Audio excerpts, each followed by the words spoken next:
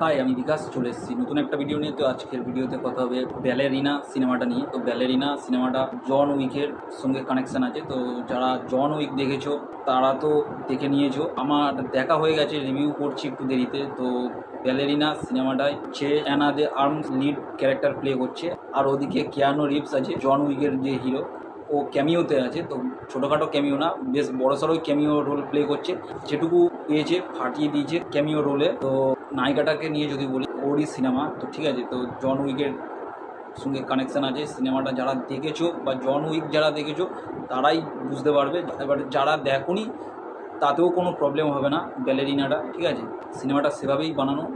যারা দেখোনি John Wick তাদেরও প্রবলেম হবে না।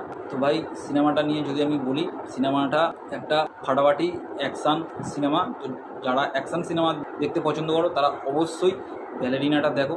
মেয়ে লিড ক্যারেক্টার প্লে করছে বলে হিচকাবে না, ঠিক আছে। সিনেমাটা জাস্ট দেখবে, সিনেমার অ্যাকশান ব্যালেরিনাতে একবারও মানে হয় না, অনেক স্পাই সিনেমাতে যারা মেয়ে রোল প্লে করছে, মেয়েদেরকে পুরো একদম হার্ডকোর ছেলেদের মতো অ্যাকশান করছে এরকম দেখায়। তো ব্যালেরিনাতে ওরকম কিছুই নেই, মেয়েটা মেয়ের মতনই ক্যারেক্টার প্লে করছে। আর সিনেমার মধ্যেও বলে দিচ্ছে, একটা ডায়লগ ছিল যে তুমি মেয়ে, তুমি মেয়ের মতনই ভাবনা চিন্তা করে ফাইট করো। তো এরকমভাবেও একটা হিন্স দেওয়া আছে সিনেমাটার মধ্যে। আর ব্যালেরিনাতে ছোট ছোট কিছু সিন আছে, যে সিনগুলোর জন্য ব্যালেরিনার সিনেমাটা আরও মানে সুন্দর লাগে দেখতে। তো একটা জায়গায় একটা মারপিটের সিন আছে, ওখানে গুলি চলছে।